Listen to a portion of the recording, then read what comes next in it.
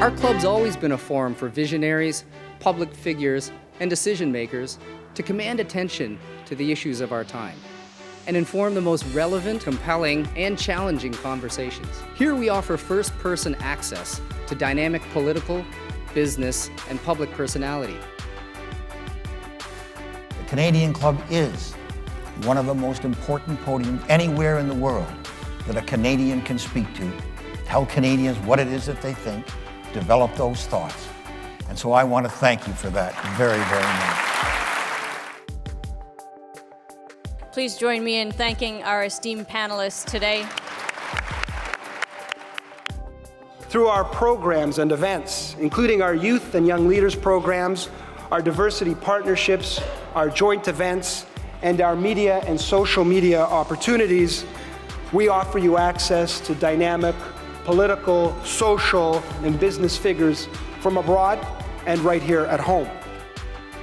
The platform from which the eloquence of Canada has flowed all of that time, whether it be business, education, politics, sports, arts, and culture. If someone wants to say something to Canadians about this country and about the future of this country, this is the venue you choose.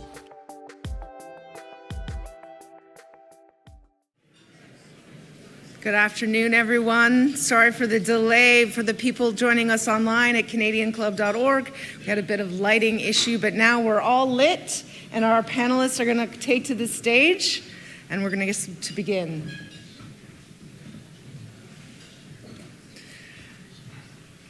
For the people online, my name is Colleen Kennedy, and I'm the Executive Director of the Canadian Club Toronto, and we're really glad for everyone to join us today.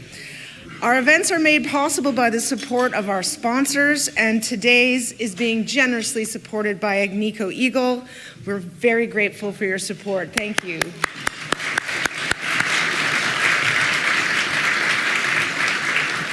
We also appreciate the Canadian Bankers Association for their season-long sponsorship and for the support of Air Canada, our official airline sponsor. And Canada's Forest Trust Corporation has helped us reduce our carbon footprint of our entire season by planting a forest and stewarding it in our honor. So we are grateful to Canada's Forest Trust Corporation. And we regularly invite young leaders to participate in our events, and today we welcome students and teachers from Humber College and Toronto Metropolitan University. Welcome to you. We're looking forward to your questions. And for all of you, if you have questions of our panel today, we'd like to make sure they get answered. There are question cards on your table that you can write on, and our volunteers can pick them up if you just put them up in the air. And also for those of you joining remotely, you'll find a Submit a Question button to the right-hand side of your screen, and that will get to us and make sure it gets up to Karen. So, with that, I would like to formally introduce our panelists. First off, Crystal Abatosaway, who's the Senior Manager of TD Bank and the President of the Indigenous Professional Association of Canada. Krista is from Ondek Onikaning First Nation and the Chippewas of the Rama First Nation. In her current capacity as Senior Manager at TD Bank, Crystal actively rotates through various centers of excellence within the HR function. As the President of the Indigenous Professional Association of Canada, Crystal is at the forefront of redefining agendas and identifying innovative measures to advance opportunities and capabilities for Indigenous people across Turtle Island. Jamie Lickers, Senior Vice President of Indigenous Markets, CIBC. Jamie leads a team of trust and lending experts across the country who provide dedicated service to Indigenous nations, businesses, and individuals. She provides advice and guidance on Indigenous issues across all lines of the business of the bank. She is recognized as one of Canada's most influential lawyers and a leading practitioner in Indigenous law. Jamie is Onondaga and a member of the Six Nations of the Grand River. And Sarah Madanik, President and CEO of the Gord Downey and Cheney Wenjack Fund. Born and raised near the historic Métis community of St. Albert, Sarah is a proud member of the Métis Nation of Alberta and the Cunningham family. She is currently the president and CEO of the Gord Downey and Cheney Wanjak Fund, a national charity that builds cultural understanding and creates a path towards reconciliation between Indigenous and non-Indigenous Canadians. A dedicated volunteer, Sarah currently sits on the national boards for the Boys and Girls Clubs of Canada and the Canadian Council for Aboriginal Business. And moderating today's discussion is Karen Ristool. Karen is a vice president at Crestview Strategy. We are lucky to also call her a director of the board of the Canadian Club Toronto. She's a sought-after voice on Indigenous economic and governance reconciliation. Karen engages audiences across North America. Karen is Ojibwe from the Doquis First Nation. Karen, panelists, the Canadian Club Toronto, podium is yours.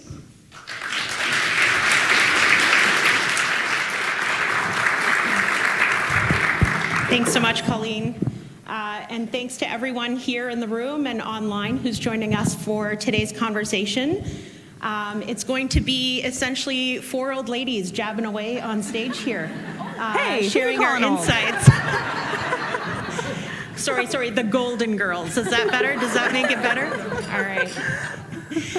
So in true Indigenous protocol, some of you may know that this is my way when I host a conversation, and it is about each of us taking our time to introduce ourselves to the room in the way that suits us, and in the way that we feel and see best for the occasion. So we'll do a quick round of intros, and our esteemed guests will share a bit about their vision on Indigenous reconciliation in business, finance, et cetera, while they're doing that. So if you find that they're going a little wayward, aside from, where I am and who I'm from, it's part of the act. They're not just going all elder and taking their time and telling a story. It truly is part of their introduction here today. So all jokes aside, Crystal, over to you.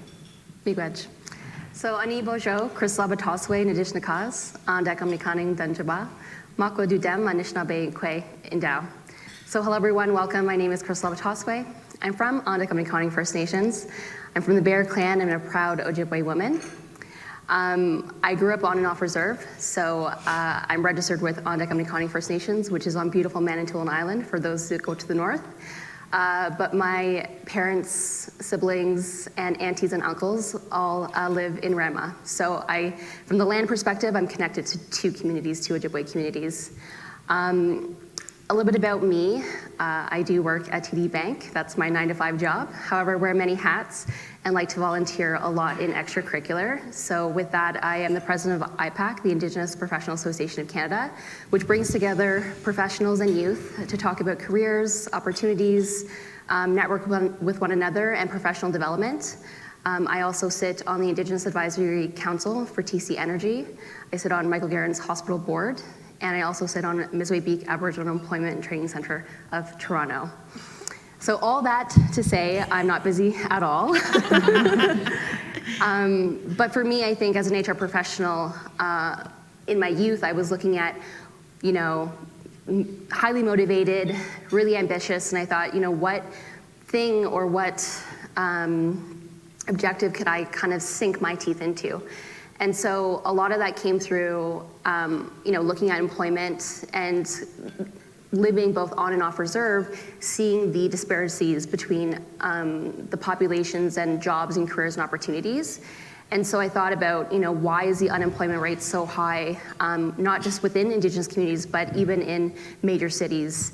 And so, that's kind of where I took my step into Misway-Beak, was looking at kind of what are those systemic barriers, what can an employment training center do for the Toronto Indigenous community. And then I think a couple years later, IPAC was so interesting to me because it was looking at Indigenous professionals that, were less green, had been in careers in, multifaceted industries, and they were also having barriers to getting into C-suite, getting onto boards. And so when you think about the employee life cycle, you think, okay, how do I start? How do I get into these industries? But then also, what are the challenges once in?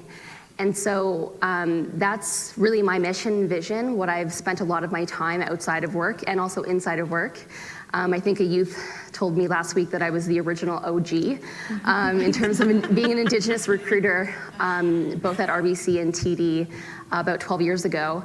And what's staggering, or if I can say keeps me up or keeps me really involved, is that the conversation 12 years ago and the conversation now with Indigenous recruiters, with people in D&I, it hasn't changed. So again, I think that's something that we really want to address. And when we're thinking about reconciliation, organizations have done tremendous work and amazing work with thinking about their own reconciliation journeys and their reports. But I think to move the needle forward is looking at representation within your organizations, not just, I think, one of the terms that we use is this revolving door effect. It's very easy to get Indigenous people into organizations, into training programs, but they taper off, they go into other, they'll leave the organization essentially. So again, how do we keep bright Indigenous talent, for lack of a better word, sticky, and keep them into within an organization, within an industry, into C-suite, into leadership, into management roles. Thank you, Jimmy Wedge. Thanks so much, Crystal. I can attest to her schedule. We tried to get to go there for a coffee a couple months ago, and we landed at 7 a.m. on a Sunday in Liberty Village. So it's a challenge. Thanks so much. Jamie? I thought you were going to say you're still trying to find a date for coffee. So as Colleen mentioned, I'm Jamie Lickers. I'm the Senior Vice President of the Indigenous Markets team at CIBC. And what that means really is I manage two primary lines of business for the bank across the country. One, a team of commercial bankers that service Indigenous clients from coast to coast to coast. And the other team is a dedicated team of trust experts that manage trust funds for Indigenous nations across the country. And in addition to that, I consult on other lines of business for the bank, whether it's retail, business banking, other interests. I also am the co-chair of the bank's Reconciliation Action Committee and a member of the Inclusion and Diversity Leadership Council that I sit on with our CEO, Victor. Like Crystal, I have a few extracurricular activities as well. I just finished my term as the chair of the board for the Hamilton Chamber of Commerce. And I'm now sitting as the past chair, which kind of makes it sound like I'm expired or something, like past my best before date. But they assure me that it's an important role and I have to stay on the board for another 2 years. I also just finished a term on the advisory council for the dean at the Queen's School of Law, which is where I did my legal studies. And sit as a community trustee for the Mississaugas of the Credit First Nation Community Trust and on the advisory council for the National Aboriginal Trust Officers Association. So I'm a little bit busy also, but really happy to be here with you all today. And I sort of took a different journey to get to where I am today with the bank. I spent about 12 years in private practice at a big national Bay Street firm. I see some of my colleagues from the firm are here today. It's nice to see you guys. Practicing in the Indigenous law space, and so I sort of joke that I'm a recovering lawyer, although I don't think you ever fully recover from being a lawyer. But that skill set has actually been quite beneficial in my transition into my career in the financial space.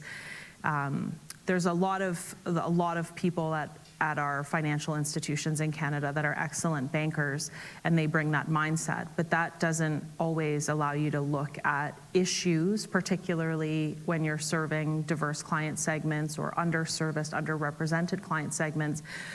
Sometimes that mindset isn't the mindset that helps solve problems or think outside the box or evolve the way that you think through issues and challenges and serve clients. And so what I lack in knowledge as a banker, not being a career banker, I hope I make up for in sort of a broader perspective on Indigenous issues in Canada, including Indigenous legal issues. And so that's a bit about me. I grew up in my home community of Six Nations until I left to go to university when I was 18, and my family's all still there, and we're very close with our community. I live in Hamilton, so it's nice to be close by Six Nations, but it's great to be here with you. Thanks so much. Welcome. Sarah. Tante, hello. I'm Sarah Medanik, and I'm a member of the Métis Nation of Alberta.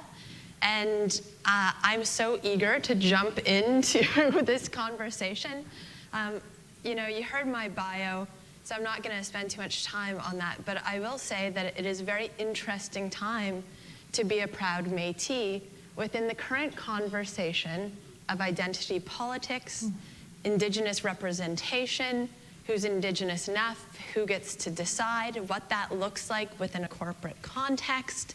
And so within the context of reconciliation on Bay Street and having this incredible room here today listening, I'm really excited to have this powerhouse panel here to chat through some of these issues because it's very topical. I went to a number of EDI conferences, I speak all the time, and these conversations are the same. And so I know that people that showed up today and paid money to hear us speak are probably leaning into this work. You're wondering, you know, is there progress being made? Is this, you know, something that we can invest in a meaningful way? How do we get, you know, buy-in from C-suite to really support these initiatives? Does EDI properly represent what reconciliation means for our organization? And so I think, you know, to summarize that in the 30 seconds I probably have left, is there's so much work to do. And what I am so fearful about and why I'm so grateful everyone is here today is that in an ever changing environment, and you know, when the Gord Downey and Chani Wenjack Fund began 7 years ago, you know, it was really created out of the momentum of the 94 calls to action, you know, people saying we want to support reconciliation, but we don't know what to do, we don't know where to start. And you know, now we're in over 8,000 schools in every province and territory, and we help support our legacy spaces and our corporate partners do that same work. But there's been a change, you know, there's a real change in momentum around you know, bodies being recovered from residential school sites. And people couldn't look away. They couldn't turn from the true history of Indigenous people in this country. And what that resulted in was, you know, I would say a tidal wave of acknowledgement and momentum where we're invited to speak at the Canadian Club of Toronto. You know, we're invited into corporate spaces. There's greater representation of Indigenous people on C-suite corporate boards and, you know, within organizations. But as, you know, as we make progress, there's always sort of a period of retraction. And in the ever-changing climate of polarization and politicization, my biggest fear is that there will continue to be pullback, and all the progress and really positive work that we've done and the changes that we've been implemented, fear will fill in those cracks once again. And so people really need to be brave. We need to keep having these conversations, and we need to lean in. Awesome. So on that DI point, I just like to point out, you know, how there's a lot of rage on and critique on people who host manels. We've all heard of manels, where it's all men on stage. Well, in this case, I did not actually go out to find 3 women to sit on stage with me. I actually peeled through my black book to find who would be best suited for the conversation today. And naturally, it arrived at 3 women. So we're happy to bless you with a womanal this afternoon. Happy to be here.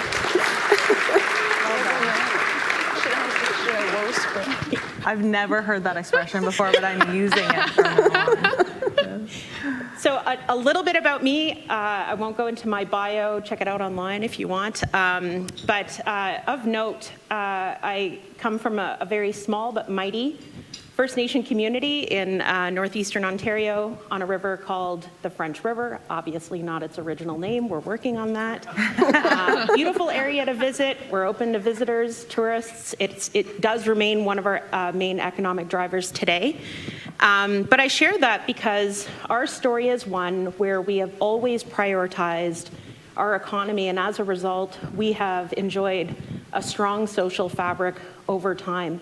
And as, you know, I won't say how old I am, but as I go along in the years through my career, I recognize that the way that I grew up and the people that I come from and who were around me as I was growing up have really shaped that kind of like hustle, entrepreneurial spirit that lives within me. And I grew curious around, you know, what other experiences Indigenous people were having growing up in other communities across the country. And that is in large part why I do the work that I do at Crestview Strategy.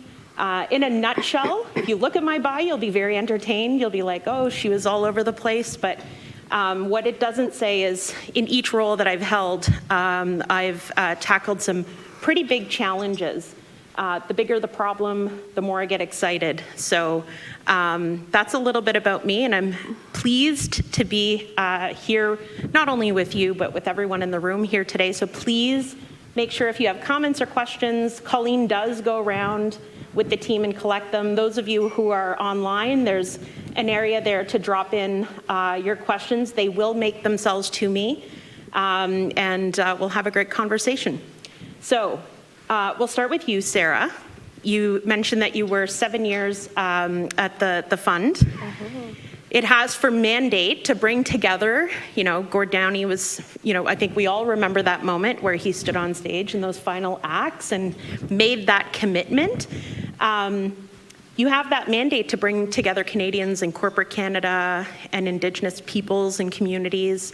In the time that you've been in your current role, which it's on Bay Street, right? Your office is right here downtown Toronto.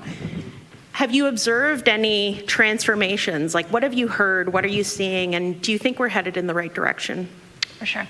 So first of all, we don't actually have a formal office. And for anyone who's seen us in Union Station, that's one of our legacy spaces. Oftentimes partners will be like, we knocked on the office and no one let us in.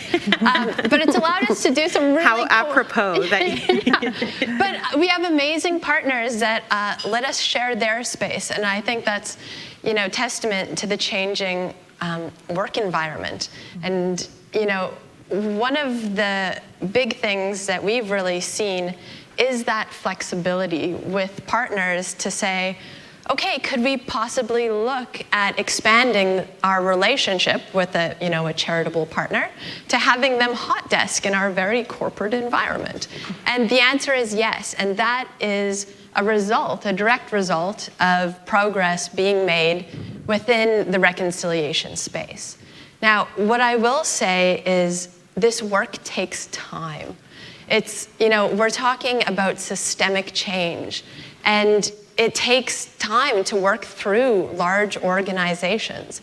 And so one of the things that I think Downie Munjak has done really well is been able to leverage, you know, the partnership and the relationship to help guide those actions of, okay, what does engagement with community look like? What does engagement internally look like with our stakeholders? How do we bring that together to even begin considering something like a reconciliation plan? And what does that mean for us within the greater context of our EDI commitments overall and who we are as a company and our values? And that takes time, and it takes commitment, and it takes great, bold, and brave leaders, because we've all seen the backlash when, you know, you make a partnership or a commitment or take an action that you thought was going to be really positive, and then you get canceled by social media because it's vicious out there. Then, you know, the next year comes around and it says, you know what, we're not going to do anything because we really got burned last time. And we can't operate within that place of fear of taking action. We need to make sure that we're owning the mistakes that we made on this journey. It's not easy. We're talking about breaking down systemic racism, oppression, continued acts of genocide and perpetuated harms. These are not things of the past. They're still things present in the way we live today as Indigenous peoples. And that's something that we need to center in our work within the greater context. And there's progress being made, and there's hope in every action that big corporate partners take, that individuals take, that when your kids are learning in school the true history of Indigenous people. That is progress. But is it enough? Is it fast enough? You look at the barometer with regards to reconciliation and how many calls to action have been answered. Who are we holding accountable for that? Is it our responsibility as an Indigenous people to champion that, to crusade and shake down the chandelier, I don't know, the room? You say, listen to us. We've been doing These that. are some really nice chandeliers. That would be pretty fun, actually. Or is it, do we need those allies? Do we need those people in positions of power to say, yeah, you know what? We messed up, it wasn't pretty, or you know what? We haven't done enough. We haven't actioned that yet, but we're gonna. And we need you to stay committed, because it's not gonna happen on a election cycle. It's not gonna happen on a strategic plan cycle. It's gonna take decades to implement real change, and hopefully everyone is committed to that journey. But I will say that progress is being made, and we can see it. So stay on the path with us.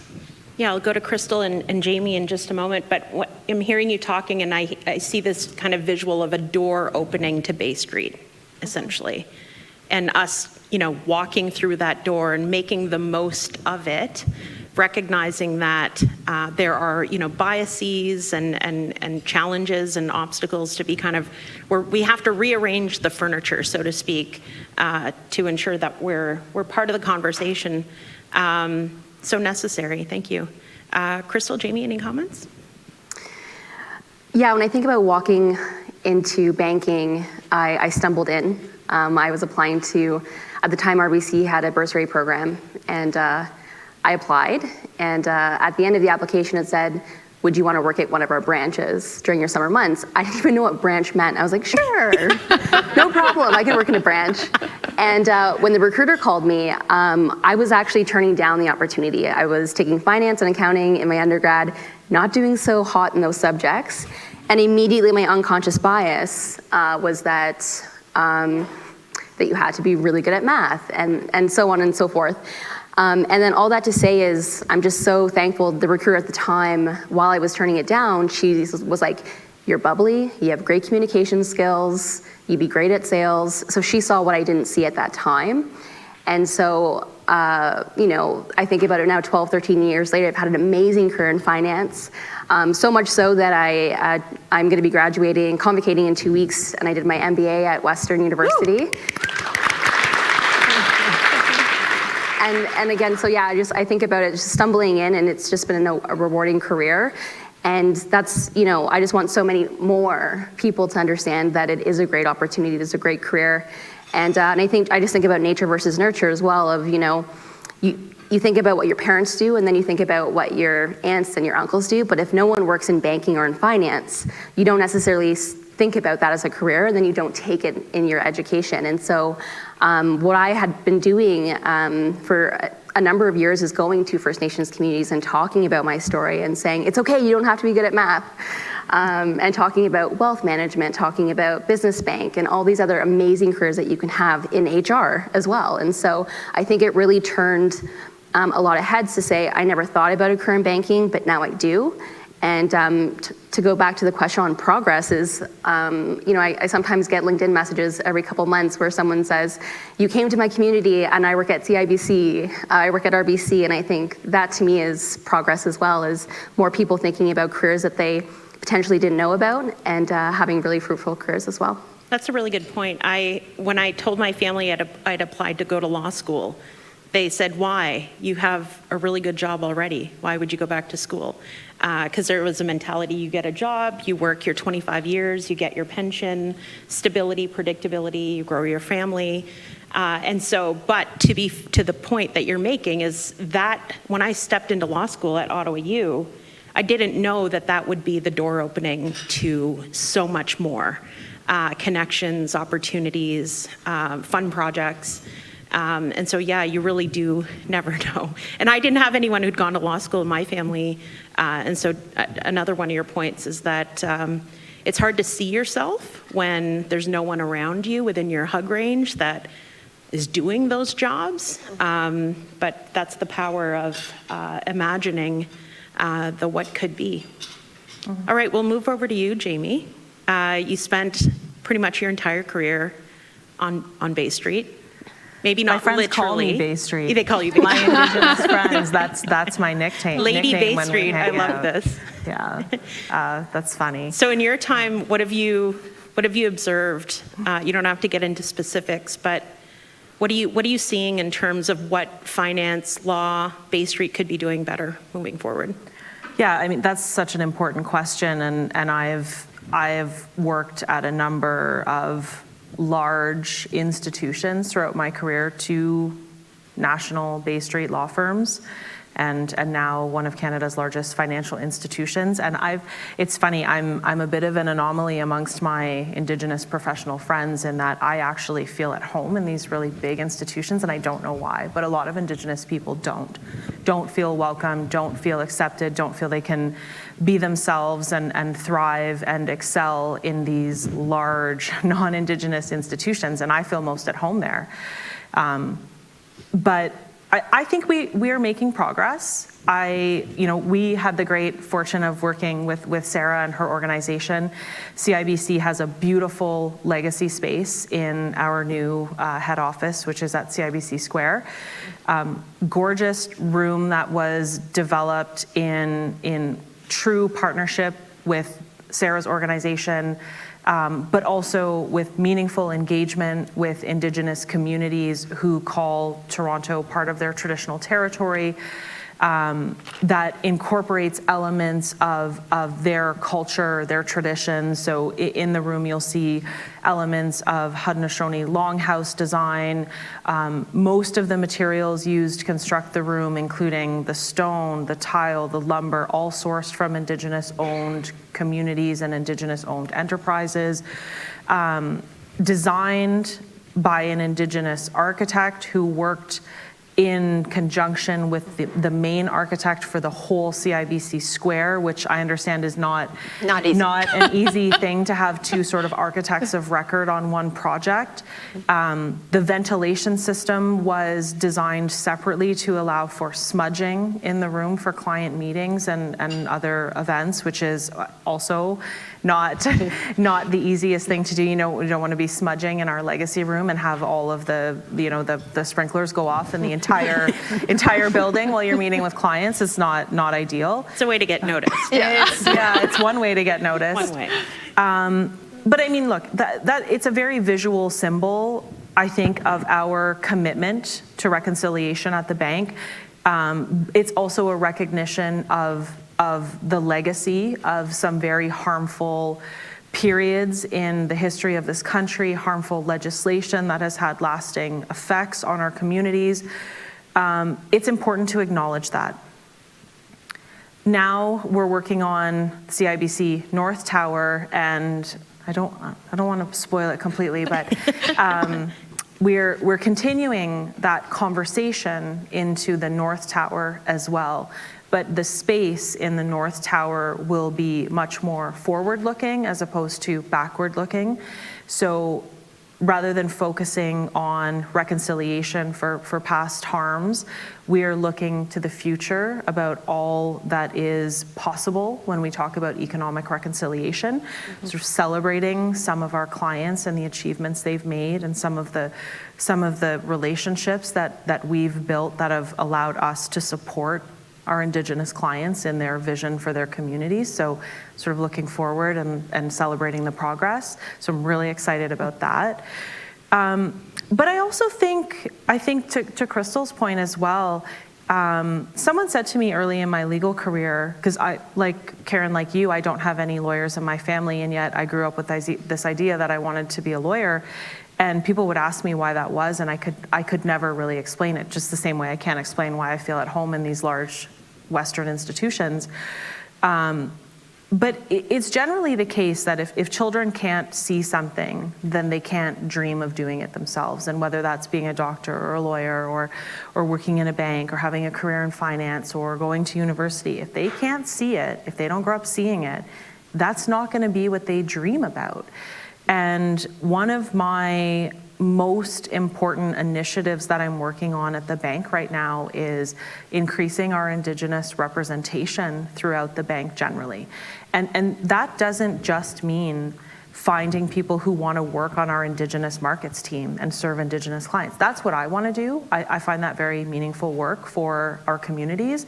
But I want Indigenous people in our HR department. I want them in our tech department. I want them in our marketing department. I want them working for the office of the CEO. I want them everywhere. Until we have 3% or whatever the current number of Indigenous representation amongst the population is, until we have 3% of all of our CIBC team representing Indigenous people and communities under all lines of business in all departments, then I think we still have work to do.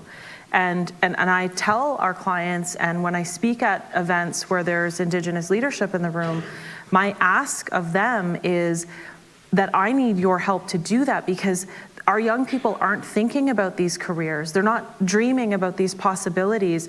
And so I need them to do what our communities did back in the 50s when it finally became legal for Indigenous people to hire lawyers. They encouraged their people to go out and get educated and become lawyers so that they could advance their own Indigenous rights in the Canadian court system. And now, I'm so proud to say that we have so many bright, successful Indigenous lawyers across this country. I sort of joke that you can't swing a stick without hitting an Indigenous lawyer. But I couldn't, I would hit Karen. But that is a fantastic place for us to be, because it's not where we were even just a few decades ago. And I don't want to be sitting up on a stage like this in another 10 years. I want to be able to say the same thing about Indigenous people in business and finance. That is my mission. Yeah, on that point,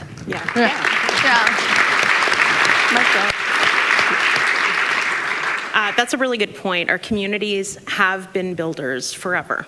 You know, that's my community story. It's the story of many communities across these lands, is that we have been in business and trade, and there was a period of time where that was stifled by really bad policy. So when people ask me, why do you care so much about policy? Because I've seen in my own experience, as we all have here, what it can do in terms of limiting dreams and limiting possibilities and limiting opportunities. I see in the crowd my friends from First Nation Major Projects Coalition. They are working with communities. I saw someone wave, yes, hello. They're working with communities to enter into partnerships with industry across the country and preparing for, just reflecting on when I was preparing for another talk, looking up the stat that I think you guys would also find interesting. In 2016, I remember looking up this stat. There's 167 First Nations involved in resource development projects. That's out of 634 in 2016. Today, when I recently checked it out to see if there were updates, we're at over 2/3 of the 634. Wow. So when we talk about, you know, where things are going, as Jamie just did, and what it's going to take to get there, and how we're preparing that next generation to lead, we've got great momentum here, and we're just going to keep building on it. Now, we need to retain these people. We have what I call a people person here with Crystal. People are your thing. So as an HR professional, any tips for the room in terms of retaining the talent that they're bringing through the door? So yes, I'm going to give probably Cole's notes high level, but what I want to say in the beginning or the front of the conversation is we need to have a longer conversation with each and every one that's in a different organization, because it's hard to just give general advice when I or we don't understand where you are in your own inclusion journey, reconciliation. What's your data look like right now? Where are your people? Where are your bright Indigenous talents? Are they entry level? Do you have people in mid-management, leadership roles? And so that's to start. But when I think about recruitment, retention, is that I've seen consistently from industry partners is that it's a revolving door effect. And why that is can be many different things that I'd have to understand a little bit more about what it's like to work in your organization. Do you have an ERG? Is it active, or is it just another pillar that you say is just an organization where people can hang out, but are they actually hanging out there? Are they actually networking with one another? Are there professional development opportunities if they are to engage in ERG? Thinking through, going back to kind of being the best place to work. What are your HR policies around maybe racism, or when you get into harmful discussions with people that might not have, might have said something in a meeting that could be wrong or harmful. And also like where you are in your training and learning development. So a lot of people, I think a couple years ago, a lot of industries rather, did a lot to train their staff, but was it mandatory? How many people participated? Do you have frequent conversations around Truth and Reconciliation Day or of these other days of note? Would be some of the questions I'd ask. Because that really will start to paint a picture on, I think, where you land in representation and also where you see the people within that organization. Now, when I think about retention specifically and HR is, when I think about succession planning, that usually happens at the top of the house. So title officers, maybe senior managers and upwards. So if you have no representation of Indigenous talent in senior management opportunities, they're not a part of the conversation, they're not a part of the training and development opportunities, they're not getting the critical experiences they need, maybe not the sponsorship, maybe not the mentorship. And so I guess to solve for that in a quick synopsis of 30 seconds maybe, is potentially making a mini talent management program specifically tailored to your Indigenous representation or to your talent. But again, a lot more conversations I think need to be had because it's a process, it's a journey, and it's not something where you're like, okay, if we don't have anyone today, then we need to do some headhunting, or we need to do strategic sourcing to get more people in leadership roles. And recruiters, and I think sourcers, might have a hard time doing that because they don't have the skills potentially, or the resources to use those tools. And so when I think about LinkedIn, do they know how to Boolean search? Do they know what organizations they can look at members that are in that group? And then I think the last point is just we're not a homogeneous group. So again, like it's not just one strategy, it's multiple strategies to cast a wide net. So you think about, there's obviously 3 designated groups, but again, you have Indigenous people that have lived in a major city their entire life. You have Indigenous people that have lived on community their entire life, may have came out to get post-secondary, may have returned, may also now live in a suburban city. And so these are things that you have to be consistently thinking about when you're thinking about recruitment strategy. Is it's not just gonna be, we do this one thing and then we'll get the masses into our organization. It's about really looking at your employee value proposition when you're thinking about Indigenous talent. It's also about, not just talking the talk, but walking the walk, is saying, in a year from now when you're building, is like, yeah, we actually do have a retention strategy. We do have a succession plan for our Indigenous talent, and this is what it looks like, and these are the people that have been in it. We also have a sponsorship program, and this is what, how many people have gone through that program. And so that was a really long-winded answer, but I hope that gives you tidbits of things to kind of take away to your organizations. But know that you're not alone. There's amazing NGOs and I'll plug in quick, Misway Beak Aboriginal Employment and Training Center, IPAC. We have membership. We have lots of programs and services. We have people that have the knowledge that can train your recruiters, train your sourcers on how to find talent. And so don't think that, it's never been done. It's absolutely been done. Banks have been doing it for decades. And so again, I think these aren't new concepts. It's just about teaching, I think, HR working through policy and doing kind of the good work in that way, and then it'll come together in time. I believe it will, and I think we believe it will. So I'll share another side note that came to mind. My family, my ancestors at one point were very profitable guiding for tourists in the area. And as you're talking, I'm like, there's a whole generation of Bay Street guides, essentially, is what you're proposing, is to reach out to people like you and others who are able to provide advice and coaching on how to navigate bringing Indigenous people into the workforce, retaining them, and really situating them in positions of leadership so that we can reposition things and get ourselves on a good path forward. So thank you for that. I'm going to get the hook after this last question. Actually, she's very gracious. We're going over time by 3 minutes. Yeah, I saw the warning. So one final question. I know there's a lot of folks here who are keen to hear on how to partner with First Nations, or how to go out and procure, services from an Indigenous business, or, essentially that relational engagement aspect of, economic reconciliation, which is the buzzword today. What are your thoughts on that for the room and the folks who are joining us online today? Who wants to go first? Sarah? Sure. I would say you still have to do the work internally. So you have to make sure that you're ready to partner in a good way. And that might mean reviewing your procurement policies and practices. That might mean building relationships within the communities that you work. If you don't have relationships with the communities in which you work, you absolutely need to start there and build out those relationships before, making a phone call on the week before you have an event and expecting someone to show up. Indigenous peoples and communities, people in general, we're trust-based. And, trust is earned, it's not purchased. And demonstrating that commitment over time, making sure that, you're a leader within your industry or sector. And, if you don't know where to start, if you haven't started that work internally, that's okay. That's literally what our Legacy Space program does, is try to take away the fear and break down that process so that it's easier to action and mobilize.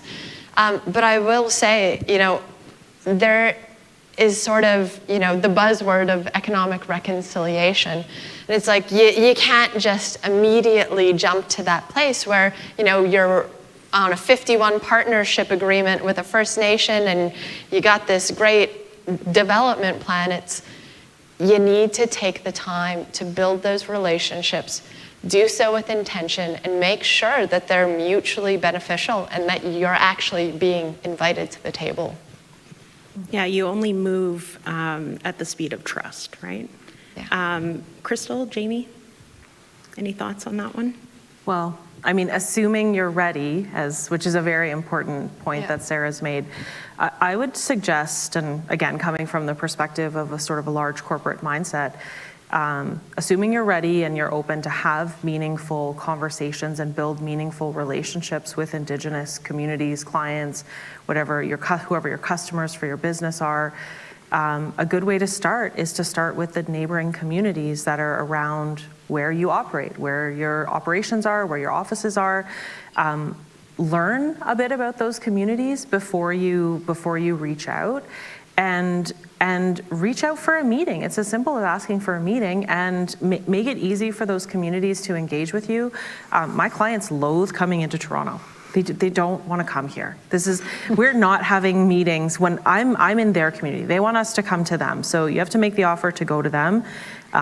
When you go to them, take them something meaningful as a gift for being welcomed into the community. If you're hosting the meeting, please have food. Indigenous people like to build relationships over food. If you don't have food, it is not going to go well. Okay? It's true. That is my advice to you. And enough. Make sure you have enough. A lot of food. And have takeout containers for when the meeting is finished, because we also don't like to waste food, and people will ask to pack it up. So, exactly. Crystal? I think you both said it really well. I think of it, similar to Jamie's point, is it's it's a trade, right? Tradesmanship is, you come, we bring something, you bring something, it's a potlatch. So I think sometimes a mistake that can be made is, oh, I want to hire people, or oh, I want to, do this deal with you.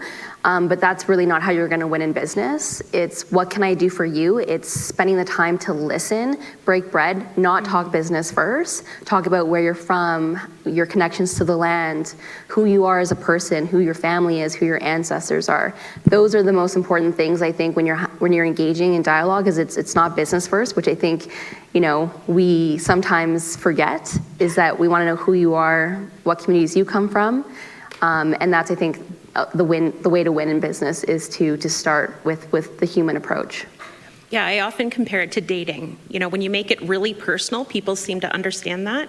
Like, by and large, when you're out there cruising around for your life partner, you're going out on a lot of dates with them first, generally speaking, aside from some exceptions.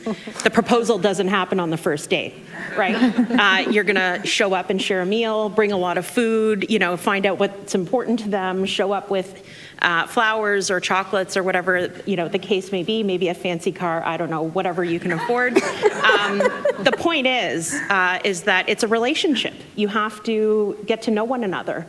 And then through that, you'll start to understand one another, and that can only lead to a strengthened relationship and partnership. We are at time. I feel like the conversation can go on. There's a few other good questions that I didn't get to here. That said, I'm sure the panelists here would be happy to hear from you, not to inundate your inboxes, but we're always happy to continue the conversation with you all. Thanks so much. I speak on behalf of the room. Brilliance as usual. Thanks so much for imparting your knowledge.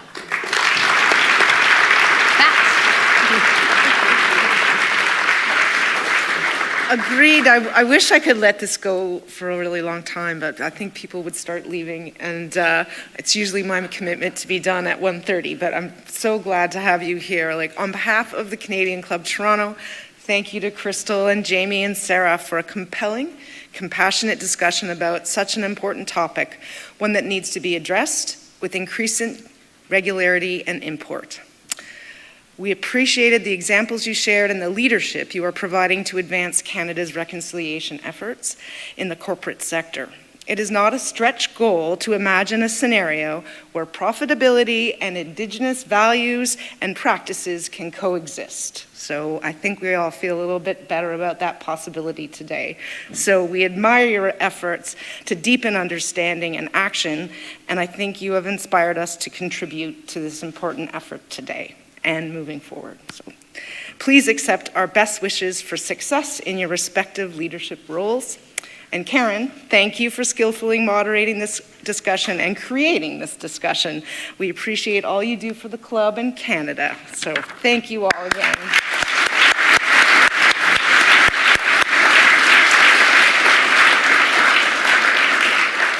So before we conclude, I'd briefly highlight some of our upcoming events. On June 12th, we welcome the CEO of TELUS, Darren Entwistle.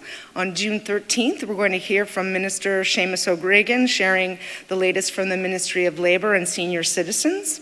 And June 17th, in the evening, we are holding our annual Pride event with a conversation about the work of the Rainbow Railroad and LGBTQ+ persecution around the world. So we really hope you can join us. You can find out more at canadianclub.org. I'd like to thank our AV supplier for quickly changing out lights and always being on their toes, VVC Live. And one more thanks to Agnico Eagle for their sponsorship today and attendance today. Members and guests, thank you for choosing to spend your time with us.